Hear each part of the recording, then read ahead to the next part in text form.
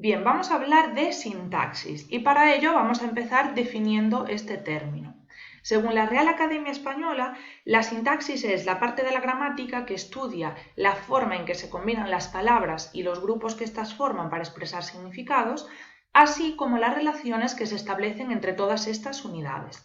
Aquí tenemos ya las dos palabras clave que vamos a tener que tener en cuenta cuando hablemos de sintaxis. Primero, las unidades y segundo, las relaciones que se establecen entre esas unidades. Bien, cuando hablamos de sintaxis, por lo tanto, tenemos que hablar de unidades, de elementos que se combinan y también de unas reglas para combinar esos elementos que van a dar lugar a las funciones. Bien, ¿cuáles son las unidades con las que jugamos? En primer lugar, las palabras, que ya todos sabéis lo que son. En segundo lugar, las frases, que son conjuntos de palabras o simplemente palabras individuales que tienen una función dentro de la unidad superior, que en este caso sería la cláusula, y que a su vez esas palabras están estructuradas en torno a un núcleo, ¿vale?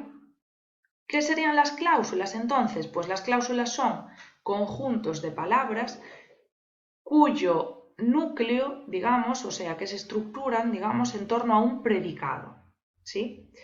Bien, por otro lado tenemos las funciones. Aquí, si os fijáis, las he dividido en dos grupos. ¿Por qué? Porque estas son las funciones que podemos encontrar dentro de una frase y estas serían las funciones que podríamos encontrar dentro de una cláusula. Como veis, son bastante distintas.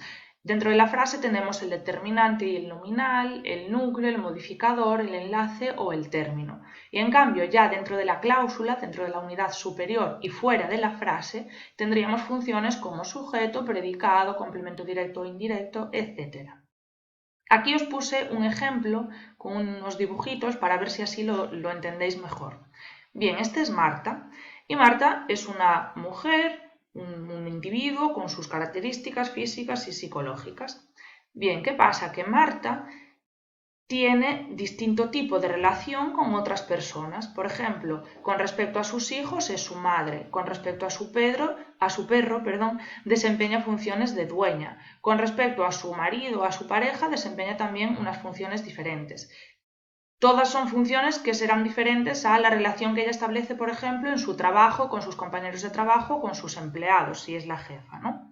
Bien, independientemente de las relaciones que ella vaya estableciendo con otras personas, ella sigue siendo Marta, sigue siendo esa unidad.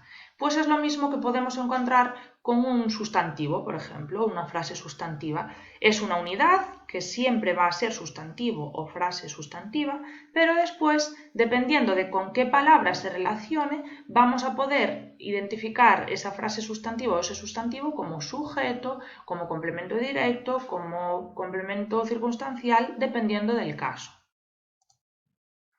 Bien, aquí tenemos todas las clases de palabras que existen en español, que ya las sabéis, así que vamos a pasarlas así muy rápido. Repasamos, son los sustantivos, los adjetivos, los verbos, los adverbios, los pronombres y determinantes, las preposiciones, las conjunciones y las interjecciones. Como sabéis, algunas tienen significado léxico, otros tienen significado gramatical y sirven simplemente para relacionar las demás palabras. Y esto va a ser importante que lo tengamos en cuenta a la hora de analizar sintácticamente. Vamos a ver ahora cómo pueden combinarse las palabras para crear frases. Bien, existen distintos tipos de frases dependiendo del tipo de palabras que las compongan. Por ejemplo, tenemos la frase nominal. La frase nominal siempre va a estar formada por un determinante y un nominal. El determinante va a ser pues el artículo, el indefinido, el numeral, lo que sea que vaya adelante, es decir, el adjetivo determinativo que vaya adelante, y todo lo demás va a ser el nominal, sea lo que sea. Bien, la frase sustantiva va a tener siempre un núcleo, que va a ser siempre un sustantivo, y además ese núcleo puede tener modificadores tanto de adelante como detrás, es decir, puede tener unas palabras que lo acompañan que modifican el significado del sustantivo. Lo mismo pasa con las frases adjetivas, solo que en este caso el núcleo va a ser un adjetivo. Los modificadores que vayan delante o detrás van a aportar alguna información a mayores a este adjetivo. En las frases adverbiales ocurre exactamente lo mismo. El núcleo va a ser un adverbio y luego tendrá modificadores delante o detrás. Puede tenerlos, no es obligatorio, por eso lo he puesto entre paréntesis, dependiendo de lo que queramos decir de ese adverbio. Ahora tenemos un caso un poco distinto en la frase preposicional, porque la preposición nunca puede ser núcleo de ningún tipo de frase. Por lo tanto, ¿cuándo tenemos una frase preposicional?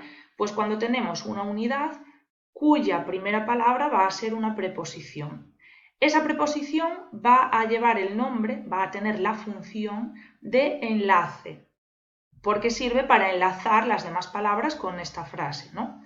Y todo lo demás, sea lo que sea una frase sustantiva, sea una frase nominal, una cláusula, lo que sea, va a recibir la función de término. Y finalmente tenemos la frase verbal, que solamente va a tener un núcleo en la forma de concebir la sintaxis que seguimos nosotros, y ese núcleo va a ser siempre un verbo, ya sea en forma simple o en forma compuesta, o una perífrasis verbal. Bien, vamos a ver ahora los ejemplos que tenemos aquí. Muy rápido también, porque esto no es muy complicado. Un día soleado.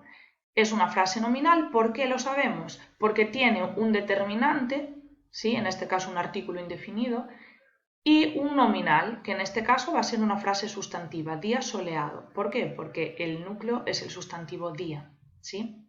Bien, vamos al segundo caso. La frase sustantiva, días grises. ¿Por qué decimos que es una frase sustantiva? Porque de estas dos palabras la más importante sería días, que es un sustantivo, por lo tanto es una frase sustantiva. Y grises lo único que puede ser es un modificador, porque nos está dando información sobre cómo son estos días.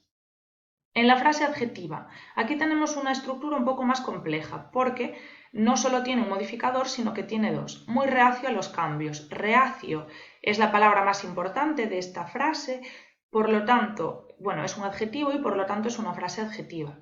Y en este caso tenemos, como podemos ver, un adverbio que funciona de modificador delante y una frase preposicional que funciona de modificador detrás. En este caso, este modificador está modificando a reacio a los cambios, ¿sí? Nos está diciendo muy reacio a los cambios. Y en cambio a los cambios sería modificador de reacio. Pero bueno, esto es un poco más complejo, entonces ya lo veremos más adelante. En la frase adverbial, justo en este caso tenemos dos adverbios. ¿Cómo sabríamos cuál es el núcleo? Bueno, pues porque el núcleo es el que lleva el significado con más peso, por así decirlo.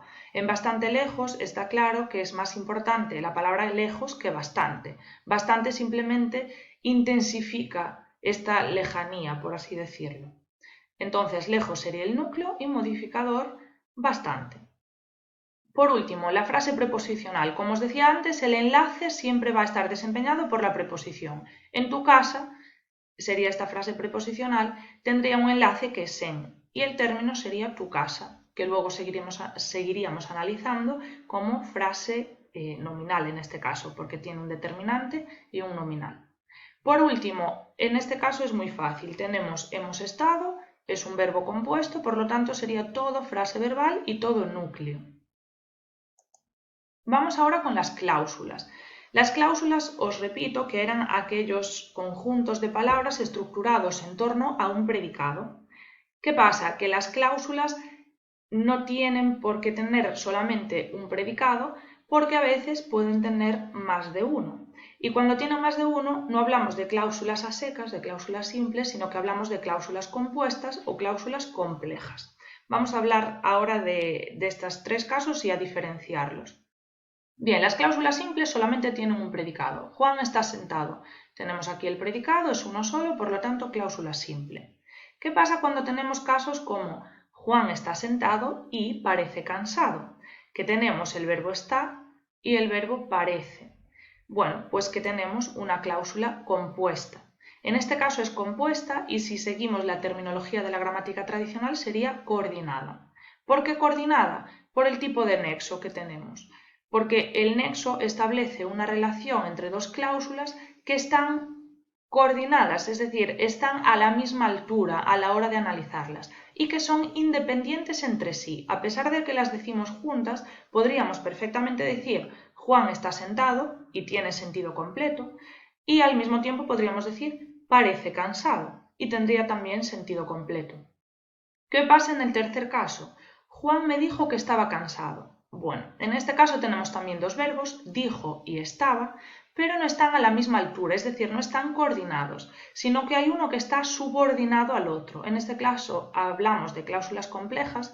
Según la gramática tradicional o la terminología tradicional serían cláusulas subordinadas, nos da igual, pero la diferencia con respecto a las coordinadas es que en este caso una de las cláusulas depende de la otra. Fijaos, no podríamos decir Juan me dijo y dejarlo ahí porque quedaría incompleta la cláusula, ni tampoco podríamos decir que estaba cansado porque falta algo, ¿no? Como vemos, esta cláusula, que estaba cansado, depende directamente de la anterior. Es decir, no podría existir de forma independiente a la anterior. Tampoco os asustéis con esto porque esto vamos a ir viéndolo poco a poco y de momento solo me interesa que sepáis que no solo existen en el mundo cláusulas simples, sino que hay otras posibilidades. Bien, vamos ahora a ver las funciones sintácticas que podemos encontrarnos dentro de las cláusulas simples. Bien, estas funciones las he dividido en dos grupos para que los vídeos no sean tan largos, pero todas tienen igual importancia. Lo que pasa es que unas son más habituales que las otras. Estas son las que solemos utilizar más a menudo y estas no suelen aparecer tanto, pero bueno, hay que tenerlas en cuenta también. Las funciones principales de las cláusulas simples serían el sujeto y el predicado, muy relacionadas entre sí, como veremos, el complemento directo, el complemento indirecto, el complemento circunstancial y después tendríamos el atributo, el complemento predicativo, el complemento de régimen o suplemento y finalmente el complemento agente.